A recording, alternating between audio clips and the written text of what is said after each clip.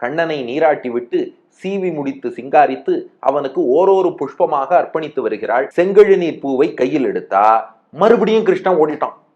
இது என்னடா இது, இவனுக்கு பலவிதமான புஷ்பங்கள் எல்லாத்தையும் அவனுக்கு சூட்டி அலங்கரித்து அழகு பார்க்கணும்னு ஆசைப்பட்டா ஒரு பூவை சூடிக்கிறான், சூடினதும் ஓடிடுறான். மறுபடியும் கெஞ்சி கூப்பிட்டா வரான், அடுத்த ஒரு பூவை சூடிக்கிறான், அடுத்து ஓடிடுறான். இப்ப மறுபடியும் இழுத்தா யசோதை, எங்கடா போறேன்னா. இப்போ கிருஷ்ணன் புது வசனம் பேச ஆரம்பிச்சுட்டான். உன் பேச்சுக்கா, உன்னோட நான் பேச மாட்டேன்னு நான் கிருஷ்ணன் யசோதைட்ட. ஏன்பான்னு கேட்டா பெரியாழ்வார் யசோதை. கிருஷ்ணன் சொன்னானா, அன்னைக்கு ஒரு நாள் என்ன நீ அடிச்சுட்டியோனா, எப்ப என்ன நீ அடிச்சுட்டியோ உன் குழந்தைன்னு பார்க்காம நான் எவ்வளவு மென்மையான சரீரம் கொண்டவன், என் மென்மையான சரீரத்தை பார்க்காமல் என்ன அடிச்சியோனோ உன் கூட நான் பேசவே மாட்டேன் போ. நீ இதுல வேற பூ வேற சூடி விடுவ, இதை நான் சூட்டிக்கணுமா?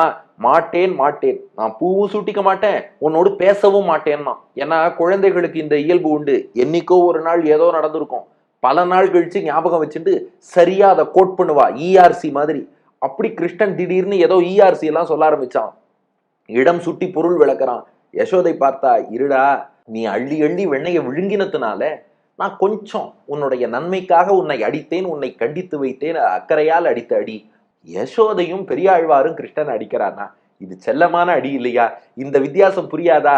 இதை புரிந்து கொண்டு இந்த செங்கழு நீர் சூட்ட வாராய், இந்த செங்கழு நீரை நான் உனக்கு சூட்டுகிறேன், அதை நீ சூடிக்கொள்ள வாராய் வாராய் என்று கண்ணனை அழைக்க, கண்ணபிரானும் நாம் செல்லமாக அடித்தாலும் நாம் ஏதோ அபச்சாரப்பட்டிருந்தாலும் அதை எல்லாவற்றையும் பொறுத்தேன் பொறுத்தேன், இதோ உங்களை நோக்கி ஓடி வருகிறேன்னு நம்மை நோக்கி குட்டி கண்ணன் ஓடி வருகிறான். செங்கழு நீர் புஷ்பத்தை நாமும் அர்ப்பணிக்க அதை அப்படியே வாங்கி அவனும் சூடிக்கொள்கிறான். அற்புதமான காட்சி.